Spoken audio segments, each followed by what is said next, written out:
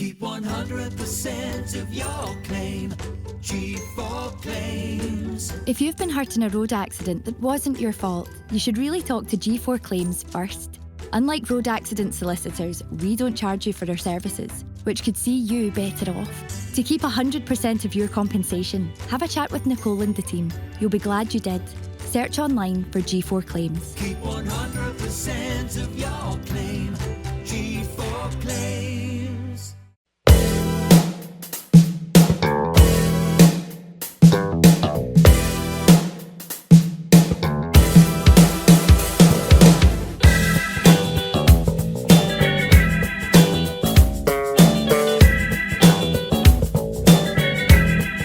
Ladies and gentlemen, welcome back to the Sellik the Thunder podcast, episode number 63, and officially you could say that this is the last episode of the 21-22 campaign, the episode where three hungover boys, two-day hungover boys, talk about Celtic's title winning campaign. We welcome you all along to episode 63, and we've been waiting for this one. Can you name a famous Celtic 63? I wonder.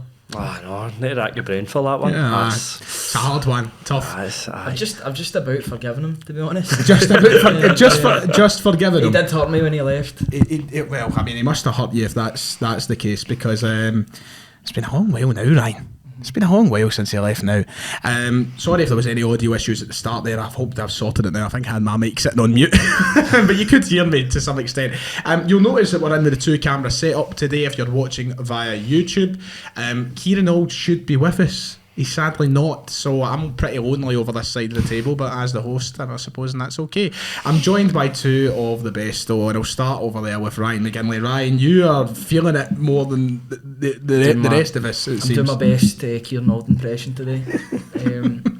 I'm it's a little bit worse for wear. I was still working tonight, but I was there, but I wasn't there. We can hear it in the voice. I'm kind of on autopilot just now. I'll be fine by tomorrow, I think, but right now I'm a wee bit tender. Aye, I can hear it. I can hear it. As soon as you walked into the studio, like my voice is broke even more when I'm like this. Well, you phoned me about 9 o'clock tonight, and you were like, "Have we actually turned up and?" I was like, "No, we were joking. I actually was going to dress up as Ange too, but nah. I was thinking about putting on a shirt and tie for this, but I thought to myself, you know what, we'll just roll with a third top. That's nice enough. And obviously, right directly across from me, I've got Callum Craig. Callum, you were sadly with me at the weekend. I don't really want you to talk about the state that I was in.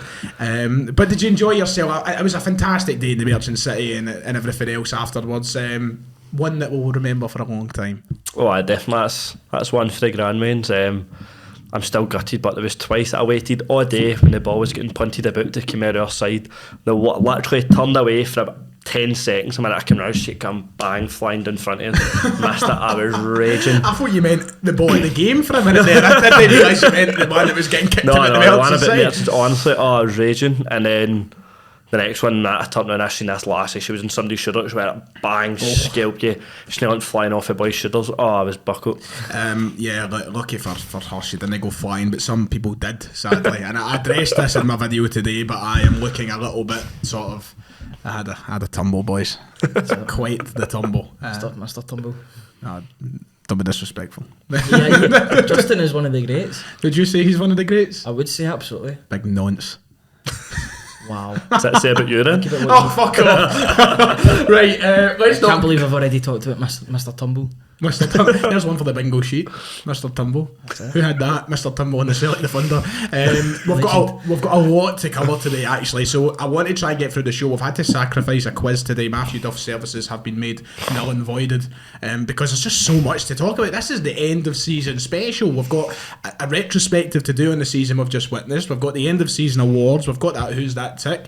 We've got a lot we've got to talk about in today's show, and you know, for as hungover as some of us may still be, we're just so... Don't stop. We never stop. We never stop. Nicely I'm living my life by that now. Honestly, he's changed me. He's changed my life. He's like a motivator. He is. He's like... You ever watched Mr. Motivator, that old guy in the 90s? Nah.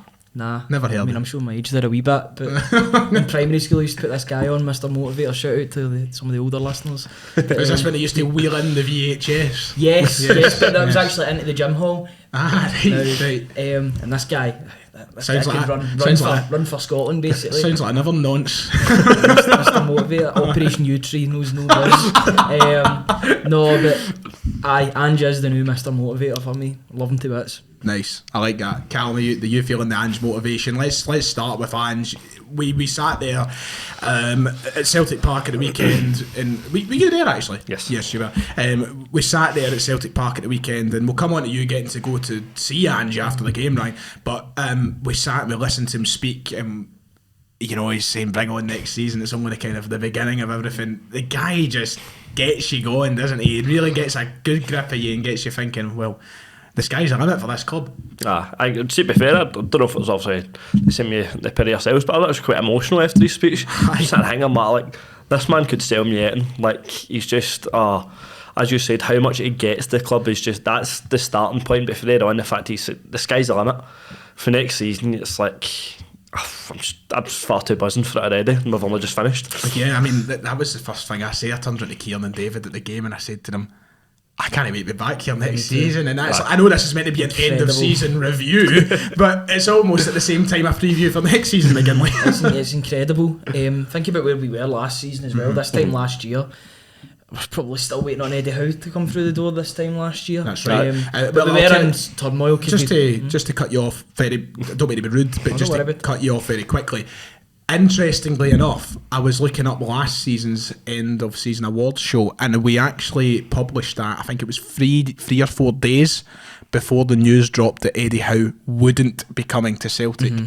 Just shows you the difference a year makes. It's a similar time frame that we're in here. That's continue with what you were saying again, but it's crazy. No, I'll just gush about Ange for the next hour and a half probably for however long we're going to be in here. No, I'm actually trying to think of what we were talking about there, or the emotional. Yes, that was it. There weren't any tears that came out, but I felt close to tears listening to him. I was like, this guy, the vast majority of us didn't even know who this guy was a year ago, less than a year ago. Now, he's in our hearts. We absolutely adore the man. I know we were probably going to get on to me talking to Ange and that, which I didn't do because I kind of shot out it. I was in awe of the man, honestly.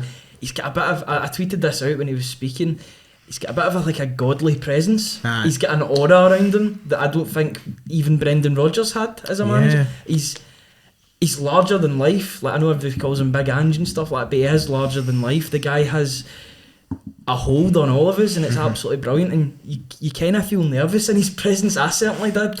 I was like, I just love you. Is generally quite a nervous person. You know, I would probably. Oh, me too. I'd feel that. You know, I'd feel it in the presence. Like, you don't want to. You almost don't, because he seems like, I know to the media he's got a sort of hot and cold relationship. You know what I mean? But with the fan media, he seems like he's been very approachable and very sort of like willing to speak and listen. But I feel like I don't want to be the one that fucks that up. But do you know what? You can really see the difference from when he talks to the fans and when he talks to the actual mainstream media. Even he was cracking jokes when he was talking to us. He was smiling. Yep. He was buzzing. You could tell we weren't sort of at an inconvenience with him. He genuinely wanted to be there and talk to the fans, because the fans are the ones that have took him to our hearts. Yep. But it was absolutely brilliant. Even to just listen to him was something in itself. But Cal McGregor and Yakimakis were both brilliant to talk to as well, especially Yakimakis. That guy's becoming not even cult hero, just a hero status. I mean, top scorer. We will. Joint top scorer, aye. That's what he said, actually. He said he was gutted to be joint top scorer. He says if he was playing earlier, then he would have been top goal scorer. Very much. I love that confidence. Winning mentality, isn't it? Very much. And we'll come on to talk about Yakimakis and the players and such in between. I never got a chance to actually ask him McGinley, and I know Callum was just kind of sitting here like waiting for his chance to speak, but I never actually got a chance to ask you, Ryan. So interestingly, I'll bring it up. What did you say to the likes of McGregor, Yakimakis and such? But any interesting answers come from them in your time speaking? Well, the one about Yakimakis, I was just saying, how does it feel to be the joint top goal scorer in the league? And he kind of looked at me and said, "Oh, it's great, it's special. But I wish I was the top goal scorer." Funnily enough, I didn't say anything to Cal McGregor either. I was just sitting there. Don't blame me. Cal Mac's just so good to listen to. I was recording everyone, but I think the problem with Cal Mac was that they had to go back into the dressing room really quickly, so only half of the group that was allocated. Cal Mac. It's do you know what also comes into my head in those situations, especially in a day like that, in a game like that, you kind of feel guilty talking to them, and essentially like, I want you to let them go and enjoy the day, you know. They just won. They've just, this is, I know their job is to speak to the media and stuff like that, but you know, go and let them have a drink and celebrate with their teammates, you know. That's, I always feel that sort of guilt hangs over you in those situations, but it's great that we got the opportunity, and once again thanks to Celtic as well for letting it was a fantastic day for all of the fan media on Saturday, because everybody was basically there. You seen guys like Hamish, Stevie, you know, it was a lot of guys there, Paul as well, you know. There's a lot of great guys there at the weekend and getting a chance to. It was weird seeing everybody in person, because I watch all their content. See, everybody was like the sort of Celtic Avengers or something, the Celtic fan media Avengers all getting together. But that scene in Endgame, no, it was good to see everybody. Everybody was in good spirits. And it was good to meet everybody. Yeah. Right, okay, well, I wanted to start off the show talking about just the season in general. I mean, how we got to this point, I will never know. Unbelievable stuff. And I know we kind of touched it in the last episode, and it was us three again on the last episode, and we talked about, you know, securing the league title and how we got this far. But, Callum, just a roller coaster of emotions this entire season, innit? Definitely. I mean, go back to the first game of the season, sitting in your flat, definitely get beat 2-1, gutted, and I'm sitting like, wow, like, what are we in for? To now look back at that thing, wow, like, certainly worth a roller coaster. Yeah, it certainly was. And I mean, Callum as well that day, I remember, as you said, we watched it together. But just, I was there too. I came after. That's right, you were there after the game, because I was doing something for 6-7 hail after the game. That's right, We were all so deflated. Oh, we were deflated. And Callum, I remember that day going into the game, we were all having a drink, obviously, and McGinley, you obviously joined us later on, but when we were going into the game, watching it, we were feeling confident at the time. We're like, hey, this is it, bring on these bastards' hearts, we're going to beat them. But you look back at the team that started that game and you're like, what the fuck? How we transformed from that moment to the team that was playing at the weekend there is sensational, really. It's a big credit to Ange as well. Most definitely. I think it's night and day between the teams. It's like, obviously there was certain like content creators for like the other side of the city saying we could field an A team, a B team, we'd do this, that and the rest of it, whereas there's no chance we could have said that at the start of the season. If you look at the team it's transformed in and now, it's mesmerising. You're the same feeling there, McGinley? Yeah, but it's got to be said though, on that game we were unlucky. We should have battered Hearts that day. You look at the possession stats, actually look back, it's incredible how much we dominated them, and if the referee done his job that day then we would have got a legitimate goal, and Andy Hardy would have been sent off. So but even I think it was the result. Everybody was so disappointed by the result. You want to start good in the league, but if we were to look beyond that, the signs were encouraging with the way that we were playing, that something was going to come good eventually, and that's what happened. Yeah, it did, and it was all about being patient with the manager. It was massive that we were patient with the manager, and you know, it paid off, of course, but you know, there was a very small minority of Celtic fans who were willing to write them off so quickly, and I know we never did. We came on this podcast every week, and I think if we put any blame anywhere, it was always with the board at the beginning. I remember we were saying, right, well, the board have to back the manager. That's the first thing that has to be done. But I think that the vast majority of Celtic fans, they all backed the manager, and that was crucial in the success of Celtic this season, I would say.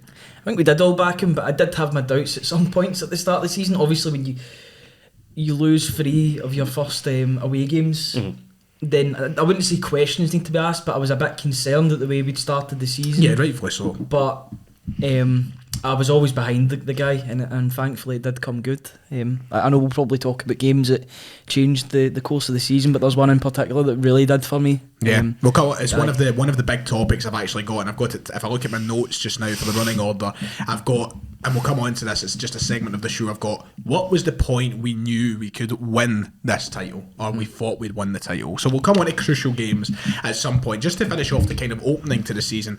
In that period of time where Hearts did beat us, of course, we had the failure in Europe in Midtjylland, which was annoying, but we kind of recovered from that. We got ourselves into the Europa League group stages, and to finish off August sort of time, we had a couple of tough games. Remember, we got that 6-0 win against Dundee, but we also had Hearts in the Cup, which was run quite tight. AZ Alkmaar was in amongst there. We got the big win against St Mirren, and then we finished off the month, of course, with the loss at Ibrox. So it was an up and down sort of month, Callum, but the signs were there early on with the game against St Mirren and the game against Dundee that we could have a very successful season in terms of the football we were going to watch, and that was that was the first taste of it in those sort of games. Definitely, I think that's, as you said, we get the first taste of it. We were seeing it like Ange ball was going to be like in terms of that free-flowing attacking style of football. Also, it was also a bit of a gutter to then obviously have that loss at Ibrox at the end of it all, because you started to build that wee bit of momentum. You had the positivity going, you thought, right, this is going well for us. Then to take that loss, you're like, right, oh, come on. But then obviously the way we managed to sort of pull ourselves back from it and kick on was phenomenal. Yeah, phenomenal indeed. Okay, it is the end of season awards show, to say the least, so crack on that music if I can remember how to do it. Oh wait, I've got to do it through the phone. I've just remembered. Let's go through the phone. Bang by the bing bong bing. Is this going to work? Is this going to work? It is going to work. You just can't hear it, but I can. So I was kind of waiting on something to happen. I know, you can't hear a thing. You just can't hear a I'm thing. supposed to play this in my head. But the viewers can hear it. It is time for the Celtic end of season awards, ladies and gentlemen. It means we're going to follow up on last year, where we had a very successful end of season awards, and today we're going to start with the Young Player of the Year award, which is probably one of the easiest ones, to say the least, so we better get out of the way very quickly and quietly. We asked who your Young Player of the Year was, and you had the choice between Liel Abada, Stephen Welsh, Matt O'Reilly and David Turnbull. 1,600 votes on the poll, and the winner with 90% of the vote is none other than Mr. Liel Abada. Well done, Liel, Young Player of the Year. Unanimous. I think following up on last year's winner, David Turnbull, I would maybe? expect so, yeah. I think it was. We think probably should have looked back on that. I think it was. Callum, easy one there, wasn't it? Had to be Liel Abada. I mean, personally, I'd have had James McCarthy in there, but no, I'm I getting got a lot of stick for my tweet about him at the weekend. Did you? What did you put up on the weekend? Because I said James McCarthy ain't cut out for Ange Ball. Ah, People are right. like, don't be so negative about what we saying, sorry. No, I think it has to be a bad. I mean, you look at the numbers they put in for his first season. I even said that it was quite nice to like see him also after the game. And he was walking about. I mean, he came over here at 19 years of age, himself, him, his missus, and that was that, and just got himself set up, hit the ground running, and fair play to him. Yeah. Ryan, it had to be Liel Abada, didn't it? Yeah, pretty unanimous. Although I think David Turnbull would have run him close if he was fit for the whole season, because the numbers that David Turnbull was putting up at the start of the season were brilliant. And he was one of Ange's go-to midfielders. It's easy to forget that because of obviously the way he was injured in the League Cup final. Kyogo obviously overshadowed that, and then he's kind of forgot about it for 2-3 months. But Liel Abada, 19, now he's 20 years old. What a player. Underrated probably now, I would say, because people kind of forget about how good he is for how young he is as well. The numbers that guy's put in, double digits in goals and assists, and he's only going to get better. That's the exciting thing about Abada. Over the next 2-3 years, we've got him in a long-term contract. I think it's 5 years. There's more to come for this guy, and I'm really, really looking forward to him progressing. Oh, absolutely. I'm buzzing. And fair play to Liel Abada, Young Player of the Year. And let's do it. Oh, but you got to say something else. His mum and dad looked like the most excited people on the pitch. And did you see them? No, I did not, no. Abada's dad was going about taking pictures of him with all the Celtic players. They've totally bought in. Wow. I know we've bought into Ange Ball, but so the players' families have bought into Ange Ball. You can't beat that. Right, okay, we'll do a double. Let's do a double award now. Let's go into our second award of the night. If the music decides to play again, it's time for award number 2, and it's another, I wouldn't say easy one. It's one that offered a little bit more room for debate. It's time for our goal of the season. Now, we spoke about our goal of the season on a couple of shows ago and what we would have voted for, so I narrowed it down to 4 options, which 1,000 people chose from on the show. Callum McGregor against Midtjylland, the volley. Kyogo's second goal against Hibs in the cup final. Rogic against Dundee United at Tannadice the day you were at the hospitality. And finally, Matt O'Reilly against St Johnstone. Team goal. A few weeks ago. So, just to clarify, you chose Matt O'Reilly's, didn't you? And is I it kind of still... want to change mine. Ah, did you? Well, doesn't matter. I think there could have been some late nominees, I'll be honest, in the game of the weekend. There still could have been tons more. I mean, Kyogo's goal, the second goal at the weekend, could easily be Oh. one of the goals of the season. Jack and That's Mattis Van overhead Persie-esque. kick. So many, you know. Aye. What would you go Fair for choice. though? Probably go for Kyogo now that I've watched it again. I've watched it a couple of times. It's just the technique. I remember seeing that live. I was like, he's just done a Larson basically. Yep. That goal, Larson would be proud of. That's right. Probably, but in terms of getting Ange's trophy, but because we went behind in that game, it was so good that the team showed character to come back. I know we scored like 15, 16 seconds after the restart, but that second goal from Kyogo's just, he's a big game player. He's got ice in his veins, and I love him to death. Callum, what was your pick for the I think I'm going to disagree with Megan Lennart. I think it's more because the significance that goal holds as well. Yep. bring, like, because of how big that game was, especially for Ange getting him his first trophy here, how big it was for the team as well, especially because of, I said, the way we started the season, then the way we progressed through, to really celebrate the way Ange was doing it. I think they deserved massively. I think it has to be that. Now, I can just announce for you that the winner of the goal of this seaon for the Sellik Thunder was indeed Kyogo's second against Hibs in the cup final. Well done to Kyogo. 47% of 1,000 votes. I'd like them to come and collect their awards. Imagine they just walked through the door. Right, how you doing? I'm on. Sit down. He's a shite. We should. I'd probably have a heart attack. I just love them so much. We have to send them away with like wee trophies. Like you're going to dish them out to the foilers, boys. That's for us this year. Maybe one year. But there we go. Kyogo's second against Hibs in the cup final was our goal of the season. Let's continue on with the main beef of the show then, and we'll come back to the awards very, very quickly. Yeah, I just in the notes I just have let's keep banging on about how good this season was. We really got cooking with gas, boys.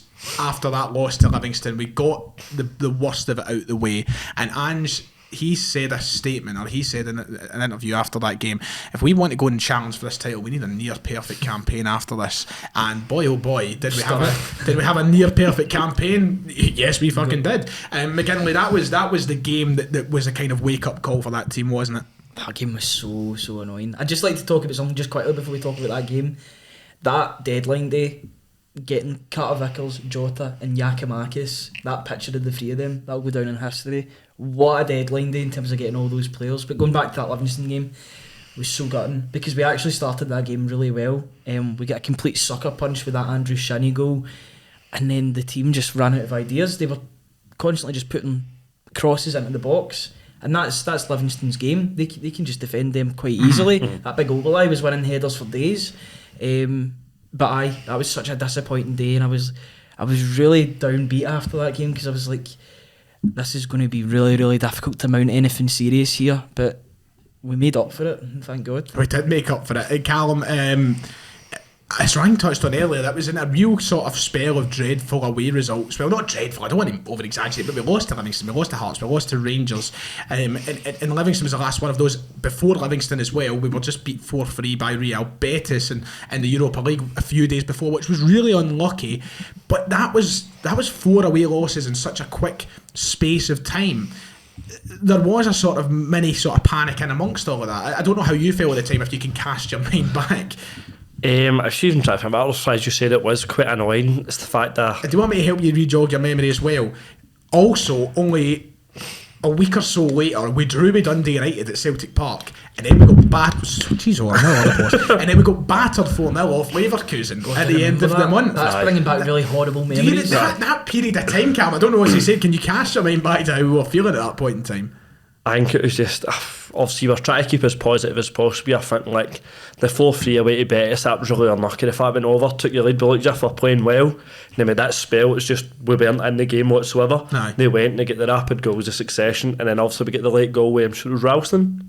Was that? Yeah, I'm trying to hang off the top of my head. I think it was Ralston. Yes, that's right. Not too sure. And then obviously you've got that wee glimmer of hope. You think, can we maybe go and get a 4 each type thing? But it wasn't to be. And then I think the 1 each against Dundee United was really infuriating. Because I said we scored, and I'm sure they scored it right after it, essentially. Yeah. Like immediately after, and you're sitting, come on, like it's just so infuriating. But I think it was just one of those ones you had to just sort of grind through it, and we did. Aye. I'm trying to think why I wasn't completely downbeat, and then I realised we had a quarter final against Raith Rovers that we won 3-0, and I remember Jota scored his first goal for Celtic, his first of many this season. So that was maybe why I had a wee bit of positivity coming into those games. But that Dundee United game was absolutely stunning. I remember tweeting after this, we're not going to win any leagues. I deleted this tweet about 5 minutes after it. I was like, we're not going to win any leagues playing like this, or dropping points like this, especially at home, because our home form was good, but you see when that sort of away form then seeped into the home form, I was like, this could get quite ugly. Yep. And like, how far behind could we be? It feels like an eternity ago, man. That's the worst. I remember Rangers were winning game after game after game as well, so they were putting the pressure. I thought it was going to be a cakewalk for them at this point, but obviously things happen. Things do happen, and before we move on to talking about, we're getting to that game. Before we get to everything else that's coming up and the run of form that Celtic went on, There was another game that dropped points as well that we'll talk about. But let's quickly wrap up what Europe was for Celtic this season, because I don't want to spend too much time on it. It's something Celtic do need to build on. Yep. And watching the rivals across the city doing what they've done, it should give us the confidence we can do something next season. But what I will say is this: we were incredibly unlucky in that Europa League group stage. I don't care what anybody says. We got 9 points. That was more points than what Rangers gathered. And I'm not taking away anything from Rangers, but that's more points. They got 8 points. We got 9. They had a day group. And I know, and we didn't manage to go through. But you also take into consideration, we were so close away from home on 2 occasions. Leverkusen and Betis. We played some really good football. Callum, I think there's very promising signs for Celtic, and I know it's going to be much more difficult in that Champions League. But in terms of how we move forward with Ange, I feel like there's really promising signs this season from Celtic in Europe. Definitely. I mean, even you look back at the results, it's so baffling the fact that the way we started the season, like domestically away from home, we were horrible. But then somehow you go and do that away in Europe, and you're like, right, how can you do that in their own country when you've got lesser teams? Obviously, it's not a European quality you're playing there, but you could obviously you like to try and think, going into the Champions League, if you could take a second place in your group and get through, brilliant. But if you drop back towards like third maybe, then you need to obviously try and prepare for Europa League. That's the only thing that makes me wonder, are we planning for Europa League from the get-go? Because I don't think we can afford. I think you need to have that Champions League mindset going into it. So that's something that makes no sort of question going into next season. That's one thing that you touch on very interesting enough, because I want Celtic to try and do it. I'm fed up of all this, we'll try and do that. I want us to do something. I just want us to go and really make a name for ourselves, and you can only do that by beating the best. That's what I was saying yesterday in the Celtic underground sort of spaces that was happening yesterday. I was saying I'd like us to win a knockout tie in Europe, and they were like, have you actually ever seen that before? And I was like, I've been watching Celtic since 2006, 2007. I've not seen that. No, never. I've never experienced that. I'm like, it's not much to ask for, that's what I want.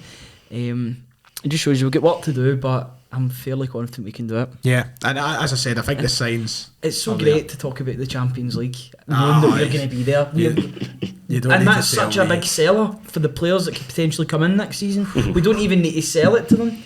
We can just say we're in the Champions League. They don't have to wait about. They don't have to be like, I'll see what's coming, and then if we do get in the last 2-3 days of the window, I'll come to you. We're there from the get-go. We can prepare properly. I think it's an absolute game changer for Celtic. Yeah, absolutely. It is massive for Celtic, to say the least. And when they played that Champions League anthem the other day, brilliant. Just knowing that that's back at Celtic Park next year. Oh man, great, isn't it? No qualifiers either. What a fucking. That's why B-Ton's away. You can leave now. Your job is over. Okay, before we move on to the next segment of the season and kind of get towards all the wrapping up stuff, and there's a lot to still talk about. We're only half an hour into the show just about. It's time for our next set of awards. I shit myself there. I looked at this and I thought it wasn't recording, and then I nearly actually started greeting. But it is recording. Thank God for that. It is time for our next set of awards though, so let's get the music playing once more. I really hope that the WWE do not copyright this video. Vince has got you. Vince has got me. And see, for that you'll go 1-on-1 with Undertaker. Life's a bitch and then you die. Okay, let's get on to the next award. And I don't want to be negative in a season full of positives, but Celtic still do find ways to make things a little bit downbeat. They certainly do. It's time for the PR disaster of the year. Celtic do not shy away from a good old-fashioned PR disaster, and even amongst announcing our nominations for this, there was still people in the replies like, you forgot about this, and I was like, fucking hell, for what that happened. So the 4 nominations that I went for when I was deciding what we were doing was, number 1, the Bernard Higgins situation, because that alone was that feels forever ago. A catastrophe. The tragic passing of Shane Warne hit a lot of hearts, but for Celtic they decided to use it as an excuse. I think that's a really harsh one on Celtic, to be honest. Do you think so? Yeah, absolutely. They used it as a Daffabet advertising campaign. Oh God, it's quite mad though, isn't it? The Eddie Howe situation as a whole was quite a disaster. And then finally, the last nomination I put was the Sorare. So is that it? Sorare, is that? Oh, so it is. That's Sorare, aye. That's interesting. It's like the two words are joined together. Sounds like a new car make or something. The NFTs that Celtic released. Are they NFTs? Yes, they are. If you go onto the Sorare website, they describe it as NFTs. Right. So I'm going with NFTs. I should probably win by default then for me, but you know. There was a big conversation in the comments Yeah, about I did notice NFTs. that. I was like, fucking hell, mine's away. I was like, I just put it in to make up the numbers. But one I've left out, Griffiths' contract extension. I think if you'd have put that in, I think it would have won. You think that would have beat Bernard Higgins? Yeah, absolutely. You really Well, do think so? It would have been closer. I mean, Well, I can announce that the winner. that's just a spoiler there as well. The winner. Well, I mean, it was a no-brainer. The winner was the Bernard Higgins situation, which Congratulations, Bernard. well done. He came, he saw, and he conquered. Well done, Bernard. A man who had nothing but total disdain for Celtic supporters and football supporters, who was linked with a job at Celtic Football Club, ended up not getting a job at Celtic Football Club, and yeah, we all moved on from the situation. It did feel like an eternity ago, though, didn't it? Yeah, and between that and the fact that it took an eternity for Celtic to basically come out and confirm it wasn't even Celtic that confirmed it, it was The Sun. Was it it the Sun, or was It it was the Sun or the Record or or something. one of the sources, someone close to Bernard Higgins came out and said he wouldn't be taking this job. Some shit like that.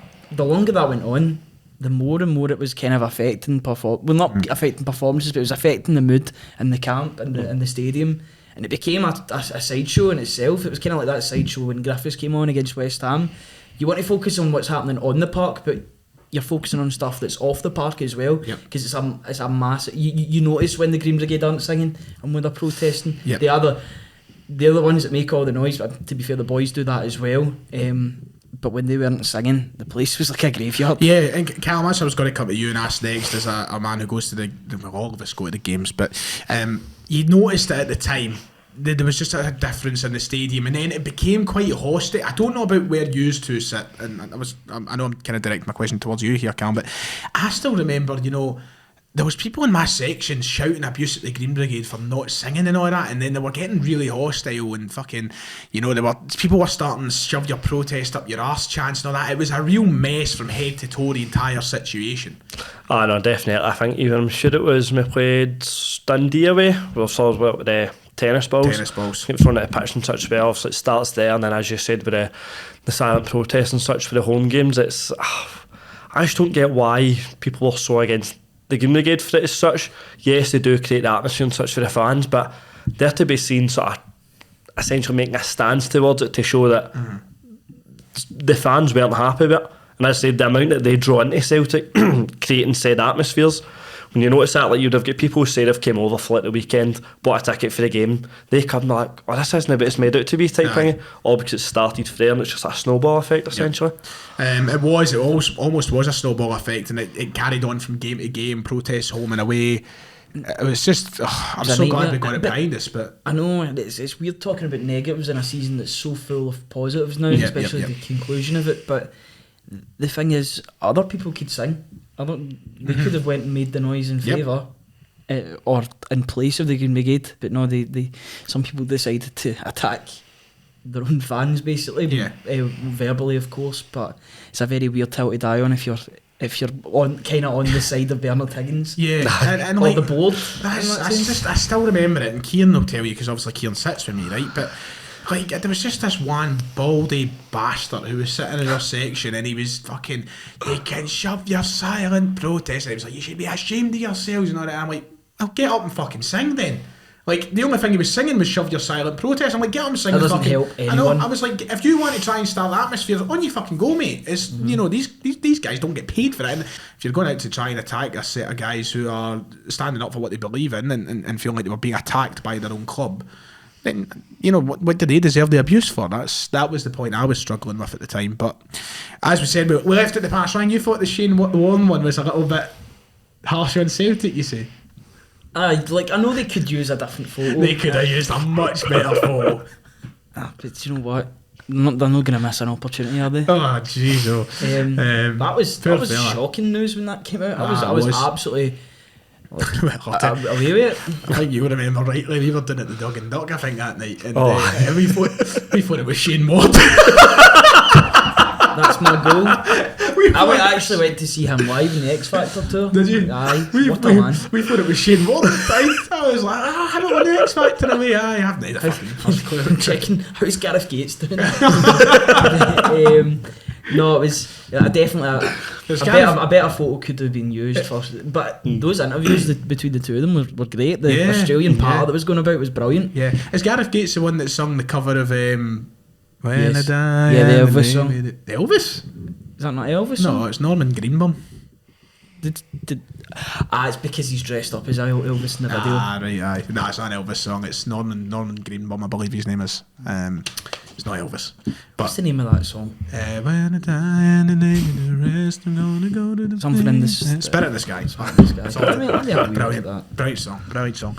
Right, okay, let's do another quick fire, back-to-back, double sort of awards so that we can move on to the next segment of the show rather easy. Let's get the music back on, and the next one, it's my favourite award. It's my favourite. It is the Leninism of the year. Our Lenny. He remains with us on the Celtic Fund. I'm sure Kieran would be buzzing right now if Lenny was being mentioned and brought up. Callum, do you ever sit and think to yourself, I miss Neil Lennon? No, never. No, don't get me wrong. Also, everything he's done for the club, it's massively appreciated. But I think I'm just very glad to see the back of him after last season. Yeah. I'm glad he's doing his thing over in Cyprus. Hope he's enjoying himself. Hope he's not too sunburnt, whatever else. Wonder if he's met Big Savas. He's been across the Iron Napa yet. By the way, Savas. What a What a man. legend, right? So we went to Napa a few years ago, right? And there's this bar. This is another one of those things, remember, we didn't talk about it in the last. I'm just here. I never knew you at the point, to be fair. It's all good. Don't worry, I get invited to things, guys. Come on. In 2019, we went to Iron Napa in the summer, and there's this bar called Craig's. It's like the Scottish, fucking everybody goes, you know. And the guy that runs it, I mean, if you've been to Iron Napa, you've probably met him. He's an absolute legend. Savas, he runs it. He's a Cypriot, but he's a Cypriot Scottish, he calls himself, and he loves it. He loves Scotland with all his heart. He's a legend. I wonder if Lenny's been on the snus with him. Yeah, love it. Anyway, Leninism of the year. He is over in Cyprus now, but we've kept the award alive because even in the past year, he's had his moments. He's came back. He's really had his moments. I honestly do believe we'll see him back at Celtic at one day. Just What capacity? I don't know, but I just have a feeling. Kitman? Even if it's a windfall draw or something mad, I don't want it. They need to leave that at least 20 years, I would say. 20 years. you think Neil Lennon's making it 20 years? Maybe. Well, maybe I. Super strength or Be a something. Cypriot king Super snus. by the end of his time there. You see, I like him over there.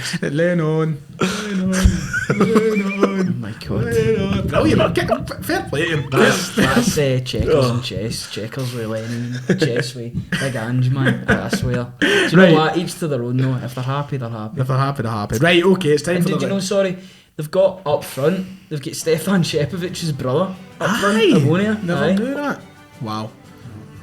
Okay, right, it's time for the Leninism of the year. We had 3 nominations. There was probably more that I could have added in as well, but trying to dig them all up was a bit of a difficult one. Jai, he offered the suggestion of the actual Lennon chant that I was singing a minute ago. Someone also nominated, but it didn't put it in, the new breed of Celtic fan. Remember that? He was saying there was a new breed. And someone simply said, it's time to leave the man alone. No. Never. So, your nominations. He loves the attention. If he loves the attention one way, he's got to take it the other way. So, the nominations for the Celtic Defenders Leninism of the Year, we had number 1, Get Off Me. Would that not have counted for last year? It was after the awards ceremony. Right. It was after the awards. Right, so it was it's when like the pubs were Oscars. opening. Aye. So, Get Off Me was number 1. Of course that's going to win. I Am Not Hungry, I Am Starving was number 2. Brilliant moment as well. And number 3, finally, his quotation that 10 in a row was an unhealthy obsession for Celtic fans. Yes, the same unhealthy obsession that's seen Neil Lennon parade round the park countless times, given it this. Some of this is giving me PTSD, by the way. This is the closest vote I have ever seen in my entire life. So, 1,200 votes for the Leninism of the year. One of them got 44.9%. The other, 44.5%. Fine margins. Third place was the 10 in a row obsession. That only gathered 10.6. But only 0.4% separated the other two. So, your winner of the Leninism of the year by the smallest of ball hairs. It had to be Get Off Me wins. Well done. Well done. I pedalled that part off for a long time. Oh, we fucking know. We know. It was my favourite video of all time, simply put. So, yes, there we go. Because I remember people were playing the card that this guy might know me well. Oh, yes, There was absolutely, a of lot course. of kind of looking out, but I mean, that's what a pissed person looks like. Trust me, I've been pissed many a time. I've been worse than that. I was worse Probably than that worse the than on weekend. Saturday, to be fair. Aye. Quite genuinely. But yeah, there we go. And with 40 minutes into the show, let's kind of wrap up all our talk about this season and how we've just got to the point we're at and everything else. We went on a really good run of form from the point we left off at to the point we're now at in the season. You know, we've won a hell of a lot of games, scored a hell of a lot of goals. When was the point that you guys turned around and went, we can do this? Now, there's a lot of games in there. We've not even spoke about Ralston's goal against Ross County in the last minute. You weren't fucking watching it. I was doing my man Tom Holland. You weren't even with him, you were watching him. That's it. Aye. But there was the goal against Ross County. There was that run of form altogether. There was coming back from the winter break with a couple of Dundee United. Callum, what for you was the game that you sat down and went, yeah, hold on a minute, we can actually do this? To be fair, it's between two for me. I think the 1-0 with Abada against Dundee United is definitely up there. Because I said, for us to keep driving on, it was much like the Ross County game. You get that goal late on, it pushed everybody. But then again, I think the 2-1 at Tynecastle, see when Boyce misses that penalty, hits the inside of the post and somehow keeps out. You think somebody's watching over us and now saying they have to win it this season. That's a shout. Has to be between the That is two. a good one. It's I when it forgot about rolled along the line, you're thinking Aye. to yourself, how we've got away with this? Because they were all over us that second half, if you Aye. remember rightly. We were knackered. Aye. And we held on and we kept fighting, and it was almost like, as you said, somebody was on our side watching from above. And we done it. So that's a very good shout, actually. A very good shout. For you, Ryan, you said you had a moment you wanted to talk about, a game Yeah. you wanted to talk about. Pittodrie. Pittodrie. And you could actually say for this season what won, because it was two Aye. massive ones. That's right, aye. Both had to go through adversity. Probably the two, well, obviously they played well against Rangers a couple of times, but the two games that Aberdeen turned up for this season. But that late goal from Jota, the assist from Montgomery, I was really worried about us, because I remember I was actually talking about that goal today. Was it Ferguson with a header, and it kind of loops over Montgomery. Joe Hart and That's Montgomery squeeze on have the a- line, aye. they have a mix up. I was like, oh my god, I was starting to have my doubts a wee bit about how this season was going to go. Or not starting, but they were getting louder and louder in my head. But that goal, because I remember last season, remember when we drew 3 each against, remember when Cham gave away the late penalty? Yep. That was at the point when I was like, this season's over now. But conversely, the Aberdeen, or the 2-1 against Aberdeen was the moment I was like, we could maybe do this. We need to sort of push on. But there's so many games you could talk about. You could talk about the Dundee United game. I think that was massive, coinciding with the fact that Rangers had dropped points late on to Ross County at Dingwall that day. Yep. The way that we won that game was almost like a bit of a sucker punch to them. There was like a double hit. I think the Dundee game as well, Yakimakis' hat-trick, when he scored Yep. the perfect hat-trick, that's a massive one. But Ibrox is probably the one. I was Aye. like, That was when you knew, right, okay, 6 points clear. yeah, that was massive. This is that us. was just, and it just showed the growth in the team, because the first half we played some brilliant stuff. The second half it was kind of backs to the wall defending, but we were defending so well. And they were just playing into Carter Vickers and Starfelt's world. That's where they want to be defending. But I was that game was the one that I was like, we're going to do this. Nice. There's so many you could talk about, but it's just been such a roller coaster season. But thank God we've got to the good part. The game I was publicly very open about saying, okay, I think we're going to win the league, was that game, the game at Ibrox. But if I'm being completely honest with myself and what I was thinking deep down inside, as soon as we parted them 3-0 at Celtic Park, I can't believe I never mentioned that. left the ground that night, and I was saying to everybody walking abroad, I probably said in the flat numerous times, I fucking know we're going to win the league this year. I just knew it, and I never wanted to say it on YouTube. Even though I should just be out saying what I want, I still had this. Is that door opening down there? Are we getting robbed or mugged or I something? hope not. Hope you're not getting mugged or It'll be something. down in the Oh, that's right, aye. Forget that. because I went into the wrong podcast. That's right, So I was that's going to right. Riley's gaff all of a sudden. I don't even know if it was them. That game where we won 3-0. Oh, guy. I just knew it. I knew it that night, and I was confident in saying it with a drink in me. I was like, we're going to win the fucking league. Tati channeled his inner Lubo that night. He did. He It did. was absolutely phenomenal. And do you know what? That excites me because I know how good that Tati can be. Yes, he's been up and down, Yep. but I think a lot of that is due to fatigue. With a full pre-season, I think he could be player of the year next season. Wow. Big goal. He's just that good. Big goal. We'll save it because next season is what I want to come to next. So we can hold your horses there. Hold your horses.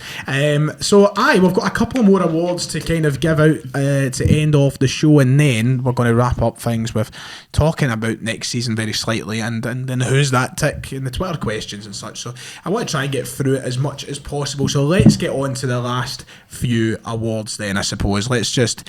Somebody's battering that door down there. I'll tell you, the ground's fucking shaking. Right, okay, let's get on to the last few awards then, because we've got our own awards to dish out and everything else. So the music is playing. It's fine. We'll get it. We'll get there, Ryan. You need to keep reminding me nowadays. I like I that. do. Shout out to G4 Claims. Ryan has to keep reminding me. Thank you for the studio. Thanks as always for having us. I always have the jingle in at the start nowadays anyway. So. Right, okay, the last few awards. Let's get on to them. It is time for signing of the season. So many that you could choose from. It was hard to actually narrow it down, but the public have decided and went for the winner as none other than Cameron Carter-Vickers as our signing of the season. He took 41.6% of 1,000 votes. It did span over two kind of tweets, so it does get a bit confusing, but more people voted for him than anybody, so there you go. Cameron Carter-Vickers was our signing of the season, apparently. Congrats to him. Was number 2 Jota? I think number 2, no, Jota wasn't even number 4. No, wasn't even number 4. Jota was quite far down. But these are the... He'll be our signing this season. Look at the 8 options I've given here though. Kyogo, Vickers, Jota, Hart, Juranovic, Giakoumakis, Starfelt, Abada. That is a tremendous host of names. Some great signings. A point I was making actually about Giakoumakis, if he was a January signing, now I know he'd made the most of his impact after the January break. If he was a January signing, he'd be up there with one of our best ever January signings. Yeah. He's been that good from Absolutely. from the break onwards. And do you know what? It takes Boz to take all the sort of stick that he did for missing that penalty and then missing the big chance after that and then getting injured. I think better players could have crumbled. Yep. But he's came back, he's been absolutely phenomenal and he deserves to be at the top or joint top of the scoring charts. Absolutely. What a man. And then we'll go on to the listeners' player of the season before we decide who our podcast player of the season is. So, our nominees for the player of the season voted by the listeners: Callum McGregor, Cameron Carter-Vickers, Tommy Rogic and Kyogo Furuhashi. Those were the 4 that I put up for nomination. I had to narrow it down. And they were the 4 I went for. And the winner and the listeners' player of the year was, with 58% of the vote, the captain, Callum McGregor. Well done, Callum. Well done, son.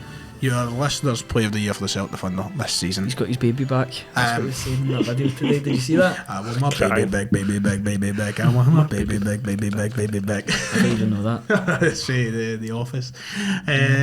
Yes, okay. Which means the last award we have to dish out this evening in relation to that is our player of the season, the podcast's player of the season, the pundits, if you like. So sadly, Kieran Auld couldn't make it tonight, as we all know. So Should have gone to text as a list. I've got his Oh, did I answer. go to- I got it during the show. You shouldn't have mentioned it. If you heard me typing away, that's why. Just noticed it there. I thought you were spinning a So- bastard sitting your phone. Fuck Never up. stops, Frank. It never stops. We never stop. I'm going to kick off Kieran's and tell you that he voted for, just like the fans and the listeners did, his player of the season was the captain, Callum McGregor. That's who Kieran voted for. So 1-0 Callum McGregor right now. I am now going to take the floor and say, because I've made mine very public and such and everything else, I vote for Cameron Carter-Vickers. So it's 1 apiece as it currently stands. Ryan McGinley, Okay. I'll come to you. Cameron Carter-Vickers, Callum McGregor, Jota, Kyogo, it could be anybody, but who is your choice? It's going to be 2-1 to the captain at this point. Now, I have been saying for the past, 2-3 months, Carter-Vickers has been player of the season, but just looking at the way we play, we don't operate as well when Callum McGregor's not in the side. You seen that even for the couple of games that he was out. I'm trying to think if he was actually out when he was getting the face mask. Guy was out for a couple of games. A couple of games. We didn't. We were a worse team. We were worse off. For this guy who got a lot of stick last season for the way that he played, he wasn't the only one. In fact, the majority of them got stick. For him to take it personally, to come back and be a captain, a new captain as well, and deliver the performances that he's done, I mean, what a player. He's going to go down as a Celtic legend. There is no doubt about that. His trophy cabinet will speak for itself. But my God, this guy could be one of our best ever captains as well if he keeps it going the way he's going. Okay. I think he's phenomenal. So, Callum, you have the choice here. Do you equal it up with a vote for Cameron Carter-Vickers, or do you make it a win for the captain, Callum McGregor? I think it's got to be Callum McGregor. Oh, there you go. There's your answer. Do you want to tell us why? I mean, I think it's just the role that he's come in and filled. I mean, you look at obviously Scott Brown done it for so many years, year after year. For him to come in and fill such a big role, to play like as much as he's not get the numbers that he's had in previous seasons, but that's because he's changed his game completely for Celtic as a whole. He's dropped himself back in. I think it was like sort of re-listening to like the pundits and that for the game. I think it was Petrov said that. He said like there was a point when Martin adapted me and went back down south, and I had to change my game completely. Had to change the player I was, but for him to do that, and he very could have easily said to Ange, no, I want to stick to the position, I want to keep driving forward down this. For him to sacrifice not so much his career, but that's full season, for him to go and what could then progress his career, it's phenomenal for him. Brilliant. It's his numbers that have probably been affected in terms of maybe goals and assists because he's playing back, but quite simply put, we don't win the league without Callum McGregor. He's the metronome. 100%. He keeps us ticking the whole game. I absolutely love the guy. Very much, deserving of a Player of the Season winner. Seeing him with that trophy was just poetic. And you know what? He now has another trophy, because if you remember rightly, last season I photoshopped Neil Lennon onto the Andre the Giant Memorial Battle Royal trophy, and our first ever winner of that from the podcast was Christopher Ayer. I believe we voted for last year as our Player of the Season. So joining him as the second ever winner of our podcast Player of the Season is none other than the captain. I was watching him the other day, Christopher Ayer. I was like, he would have suited Ange Ball as well. He would have. That's a conversation for another day. That is definitely bad. We'll be stuck all day if we want to start Good on player. that. Glad he's doing well. And while just before the camera cuts off on your side and I need to change the SD, let's very quickly, before we go into the last segments of the show, talk about next season. Buzzing. Can we take it to another level? That's what everybody seems to allude to. The Japanese journalists, the Australian journalists always say you only start seeing the best of Ange teams in the second season. Now, if that's the case and we've won the league like that, how good are we going to be next season? A full season to scout and recruit players. We've got the Champions League. We've got some money in the bank. It could be very, very exciting if it goes well. I know there's a lot of twists and turns. Rangers will obviously improve. They'll get players in. I'm sure Giovanni Van Bronckhorst will want to bring his own players in, because I don't think he's brought many of them in. Either that, the ones that he has brought in haven't really hit the mark. But I'm really, really excited for next season. I think it could be very special. I want a treble. I feel bad not getting a treble this season. I want one. Callum, it's all about, as Ange said, getting bigger and better next season. And, if whether that's in the European stage, in the Champions League, whether that is by winning a treble, like McGinley says, we just want to see this Celtic side win and win and win. And next season, it's about winning whatever we can. It's put in front of us, whether it be the Champions League or not. Definitely, I think, as I said, like, obviously, I mean, oh man. When you think about how good a treble would have been this season, been so fitting for him to come in and get that. Obviously, was very unlucky about missing it in the Scottish Cup, but I mean, that's what makes it even better, because he has to go and chase that now, because he has to add that into like his trophy cabinet, if you will. And then again, it'd be so good to have that progression in Europe to see where we can then sort of push on to. If it is to be, say we go and win a knockout tie, as daft as that sounds, it would mean so much to the fans that haven't yet seen it. Want to go and do the stuff for that, but then even say it was to, if we did drop into Europa League, going on a Europa League run, it'd be even better. Brilliant. Right, well, I'm going to go and change the SDs over. We're going to go into the last couple of segments of today's show. We've got some Twitter questions, and we've also got some games to play. Well, a game to play, and that'll do us for today. We've had a really good show so far. It's one of my favourites we've done yet. Just recalling everything. quite gloaty, but I've enjoyed it. Yes. It's about time we can be like this. Oh, Because yes. last season really hurt me. Like Callum McGregor, I took it personally. And I took that personally. But I don't know about yous, but I'm a wee bit irked we're not in the Scottish Cup final. It's irking me a wee bit because I'm used to us being in the Scottish Cup final. We'll be there next year. Yep, oh We'll be absolutely. there next year. We're back. And we're back with a bang, as Tom the commentator would say. We'll just talk about how nice it is to be like sitting across from each other again. And I like the idea that now we can just do as many 4-person shows as possible. I can edit. It's my job now. It's my job. This is it. Big boy stuff.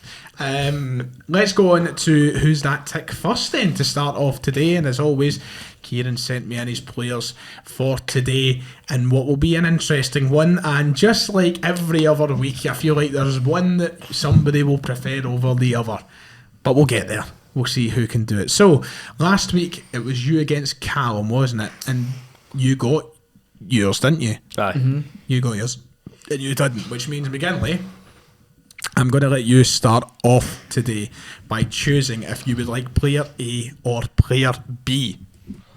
Player A. Player A, right, okay. I picked the bad one, haven't I? Yeah, I would be much more. I'd be much more comfortable with player B. I tell you that for nothing. Right, okay. So player A. Oh, here we go. So this is the message Kieran sent me today. The link here is that none of these men were involved with giving the biggest fear hangover I've had in a long time on Saturday. Oh, and they also won the league and League Cup double in their first season with Celtic under a new manager, who was in their first season. Right. So. The first player, Ryan McGinley, joined Celtic from Rennes in France and left Celtic to join Hearts.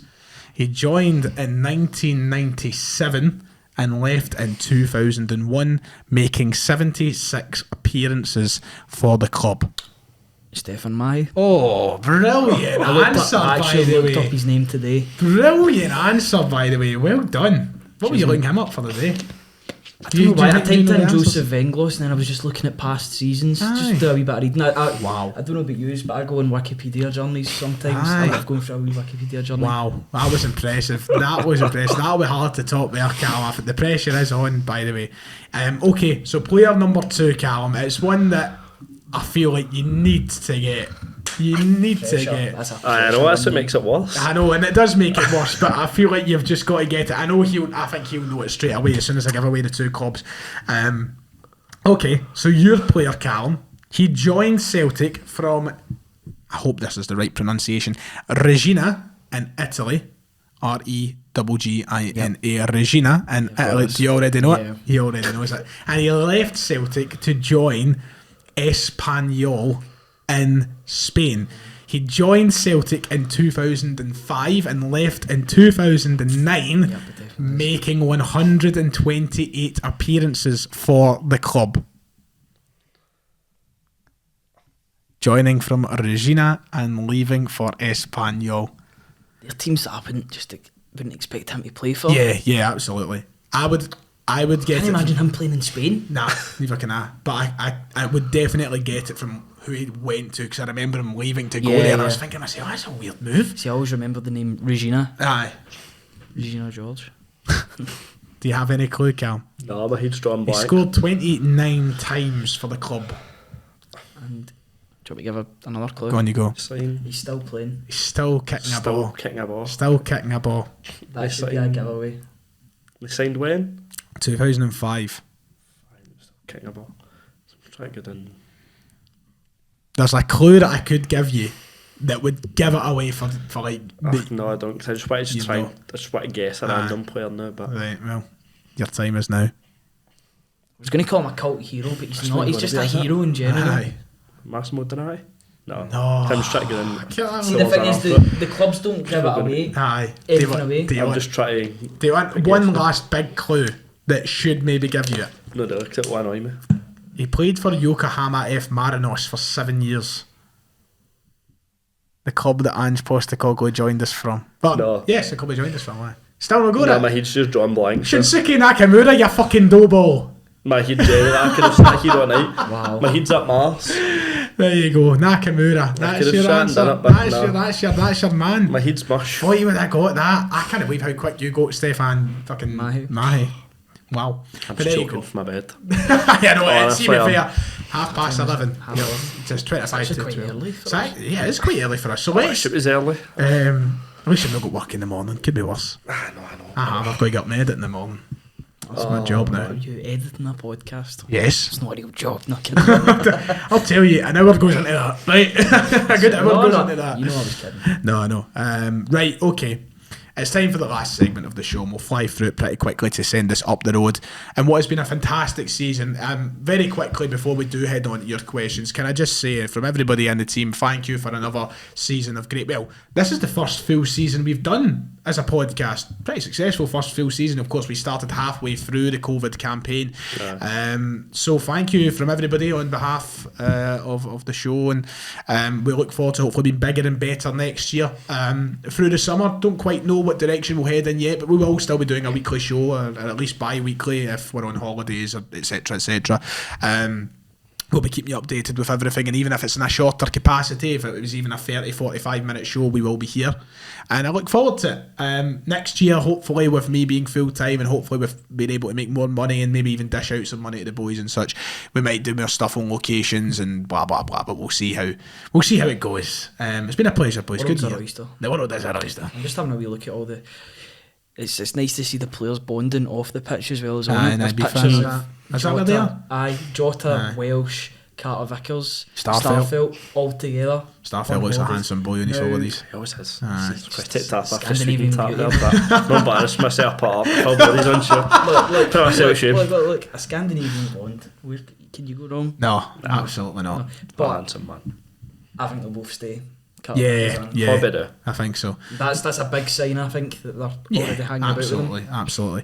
This one for you, ever seen a bad looking Swedish person? Ever seen an ugly Swede? Oh, Stojkovic. Mastorovic, I wouldn't necessarily say he was bad looking. No, He was he's just not. a bit menacing, wasn't he?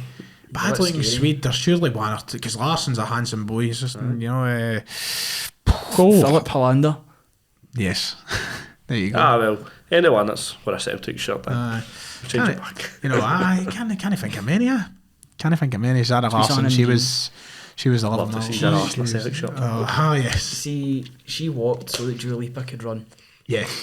Lush Life is I- an absolutely iconic song. If I could show you my Spotify, Cam will tell you. I went through a phase, man. Like I went through a phase, and everybody, if you've stuck through this channel long enough, the viewers will know fine well. 2016-17 time. If you check my Spotify Wrapped, I was obsessed with Zara Larsson's her first album. Obsessed. Never Forget You featuring Emanike. Yes. I was stunned when I Tremendous found out song. that's how you pronounced his name, like Emanike. He's Nigerian, I'm sure. Nah, something like that. Anyway, we're getting a bit distracted. Let's get on to the Twitter questions because we want to get up the road, and get to our beds. The first one was from Adam Addelad, who he asked, "What the fuck has happened to McGinley's Barnet?" You've had a lot of criticism on the Barnet recently. Would you like to address the cameras? I don't even know what I was doing there. I did a sort of blue steel from Zoolander. No, I'm just giving. I'm at my experimental stage in terms of my hair. I don't know if I'll do maybe a wee side fringe next week for you. I don't know. I don't know if I should cut. I'm worried about cutting it. Aye. Not that it won't grow back, because I know it will. Like, I think. No, you've had the proof in the pudding, haven't That's you? it. Like it's grew back before. But if you go to a Turkish barber's, you don't know how much they're going to take off you. There might be a Aye. lost in translation moment. Right, I I'm like probably that. going to keep it growing until July and then see what I'll do with it. It's either your hair or your moustache that fucking gets it. See, to be fair, I love don't mind. I mean, Italians, mate. just I a love tap. I'd love to be Italian. Oh, aye. Get I everything. love the tash. food, the woman, the Oh, beer. Aye. It's at least just top tier, isn't it? It's first I get called Mario last year. I quite enjoyed that comment. I liked that. It's quite good. Better than Chris Pratt, anyway. Aaron Smith, he's asked if we started the season with our current squad, how big would the points gap have been in the table? I think we could have won it by double digits. Yeah. That's what I think we'll do next season, to be fair. So, Yeah. Yeah. Depends what Rangers do, I think, in the summer. But if it's the way that things currently stand, I could see a double digits league win, just with how good we've been. It's made me appreciate it more with the fact that we even had those players. Because if we had every player just at the start of the season, we wouldn't have had that bounce that we got when the three Japanese boys and Matt O'Reilly came in. Yeah. That was so big for our momentum. So I wouldn't have it any other way, to be honest. But it would be interesting. Okay. Callum, I'll come to you in this one. What would you consider a success in the Champions League next year? Third place or just not getting embarrassed? See, I don't know, because you could easily say third place, drop in, as I've touched on earlier, Europa League, and you go in that run, but then it's not really in terms of the Champions League at that point. Aye.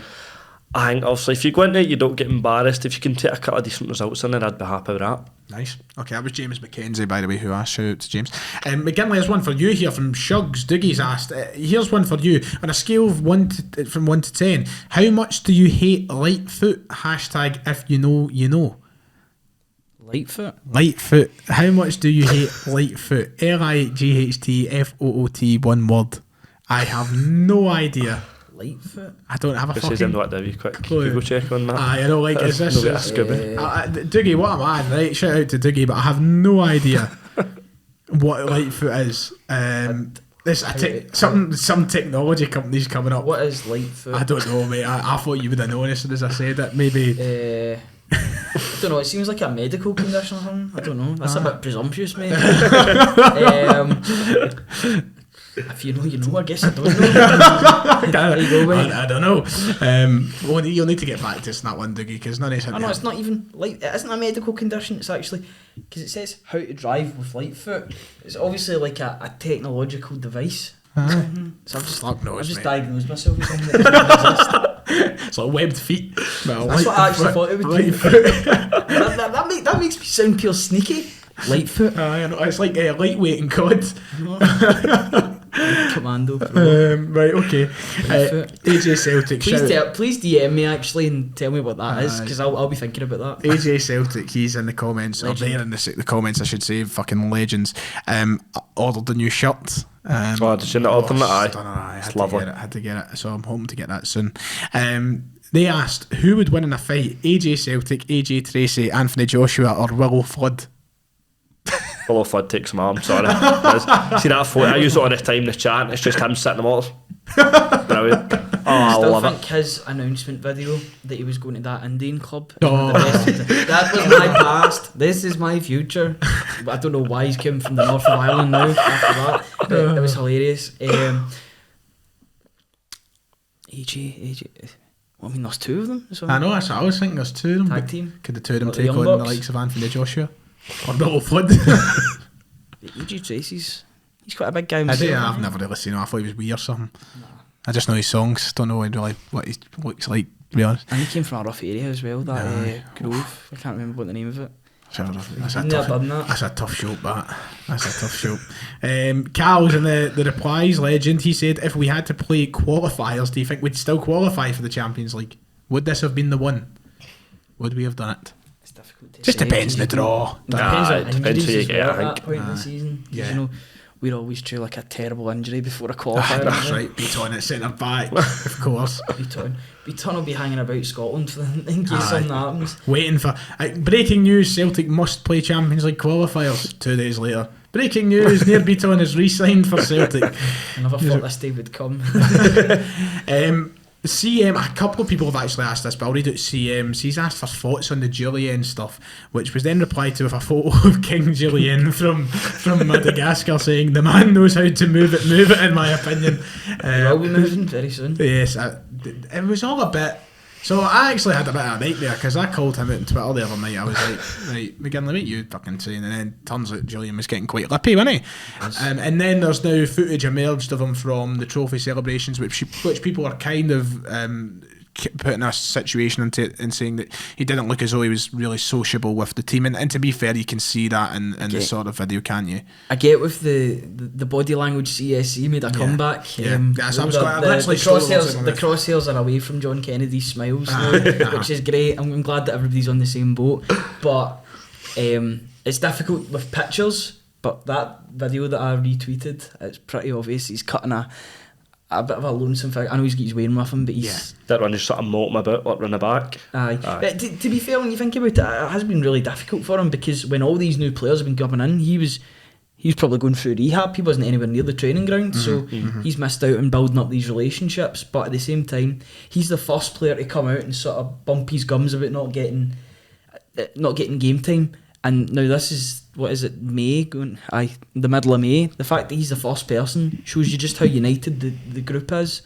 And Starfelt and Carter Vickers haven't lost a game in the league when the two of them have played together. He's not going to get game time. I think he's the 20 minutes, half an hour he came on. I don't even know if it was even that long. Was it 15, 20 minutes? I've been in about 10-15 against Rafe. He looked as if he'd lost a yard of pace, and he was never fast to begin with. So I hope his situation gets sorted out one way or the other. But I don't think he'll be there next season because Ange just doesn't fancy him. You can tell. Yeah, of course. And Callum, I know that we both of us have been talking about Julian for years because obviously Julian signed. I think before we were probably mates. I wouldn't have known you when Julian first signed for Celtic. Yeah, I wouldn't have known you. So, but I remember like us two, we used to love Julian, and it's not that I don't dislike him now, but I just think that we are at that point where situations have changed for both him and Celtic, and realistically, it's probably time that both parties kind of go different directions. Really, definitely. I mean, it's daft as like this would seem. It almost looks a bit in Toy Story 2 when Jesse falls under the bench, you just put away. It's like that. Yep. You just sort of. I think, for his own sake, I think it's probably best if he sort of goes to look and go elsewhere. He's done everything he can, so he's massively appreciative of that. Been a servant to the club. I think it's just best for all parties if he just parts ways. I know it. Something I thought of as well. He never got to properly celebrate with the fans. He's 2019-20. Why didn't he go and celebrate normally like a Yeti and Barcast did? Nah, I don't know. It's a weird one. I mean, you can't force it obviously if you're not feeling it, but it's not the greatest look. Nah. Both him and Sorrow looked so far away from it. Yeah, and I think that it's been made evidently clear he's not even made the bench on numerous opportunities. Welsh is getting in ahead of him. I think that Ange has made his thoughts and his position perfectly clear. There was still I've been saying it for months now, and people have been jumping down my, like, not everybody, but there's been people that's jumped down my throat all season. I've been saying it since way back in January, maybe as early as January, saying that I don't think he'll ever play for Celtic properly ever again. And people were jumping down my throat saying, "Oh, he's definitely taking Starfelt's place." Never in a month of Sundays is he taking. Couldn't he lay Starfelt's boots for me? Unfortunately, maybe there was a genuine conversation for that if you're putting Julian for 2019-20 up against Starfelt, but that's sadly not the case. So I think we're going to see him move on now. And I just what was I going to say? Can you remember? I've completely forgot. Completely forgot. That's fine. We'll move on anyway. Tom Donaghy, he asks if you could have if one realistic signing of your choice for next year, who would it be and why is it Phil Jones? No, I wouldn't want That's one for you. I love Phil Jones, mate. Love him. I love the many faces that he makes and stuff. I like love that, him. Servant, absolute servant, legend of the game. He's an absolute sick note of a football player. Listen, I can't help it if he's no fit. You know. We've got a foundation, but the Celtic Football Club, we're not a charity. I'm not being serious. Right. I don't actually think we should sign Phil Jones. You see the thought of that just angers me. Like, that's just totally wrong. But it's a total Dermot Desmond signing, and if that did happen. So backing. Although I think he's going to Roma. I forgot there was an actual question that was alongside that. If he can sign, sorry, it may have been a statement. Looks as though he's gone to Roma. Is there anybody in your head you can think of that you would like us to sign? I'm really in a kind of weird position right now where I don't really know who's available and what the situation is with people. So I think that's what I need to sit and go. It's made a summer show if you could sit in there full. Maybe a destroyer at defensive mid, but even then, but I would only probably use that for Europe because I think in the league you don't really need a defensive mid if you get Callum McGregor playing there. He's plays a sort of quarterback role. Yeah. In fact, somebody at wide right, I think as I said also Solback, if he's got to Roma, somebody at the actually Forest just isn't there for it. Knows obviously why, but that 3-year deal. 3-year contract. Yeah. I'm not as angry with that as I was. Because Rogic and Beaton have left, it is important that we have some continuity in the side. Yeah. Having a sort of like, it's weird to call him an elder statesman as James Forrest because he's always been young to me. He's always been young James Forrest. Jamesy. It is important to have those guys in and around the team. And if it's on reduced terms like it's been kind of rumoured, then I've not really got a problem with it. If he knows he's not going to get as much game time as he had before and he's alright with that, then I'm quite happy with that. Right, this is quick fire because we're on hour 15 of this recording and I want us to get up the road, so here we go, quick fire answers only. None of this thinking out loud shite. We're just going to... Sorry Ed Sheeran. Fuck Ed Sheeran. What's your funniest highlight of the season? Funniest highlight? Keith's suggestion was Cal Mack chasing down Barisic and calling him a shite bag. I love that. That was up there. Funniest? I liked, was it Jota taking the Polish hat? That was quite funny. Was funny. Yeah. It's just Jota's dancing after the game. My God, that Yeah, boy's got that's snake good. hips. Yes, Where does it go wrong for Jota at this point? But generally, they Good can't looking get guy, Aye. unreal footballer. He can dance. He's got the good genes. So he's probably. I'd say he's probably a 30 regular in jeans.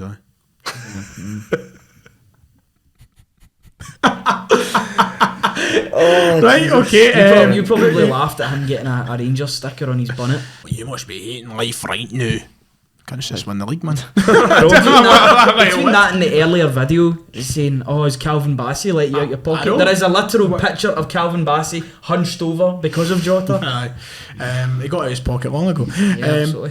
Right, Had to okay. lift the title somehow, didn't he? Let's see. Let's get through this rapid fire. I'm not even going to bring up that question. Don't really want to. Is Kieran's liver still intact from Saturday? Well, it seems like it is. He was meant to be here tonight. Just sadly, he couldn't make it because of college work. So, But that's a good excuse to have. I like that excuse. Yeah. Like, it's not alcohol induced. It's college. yeah. I should have clarified that at the start of the show in case people were like, he's hungover still. Which he probably is, but I mean, You just stir the pot even more and more. Aye.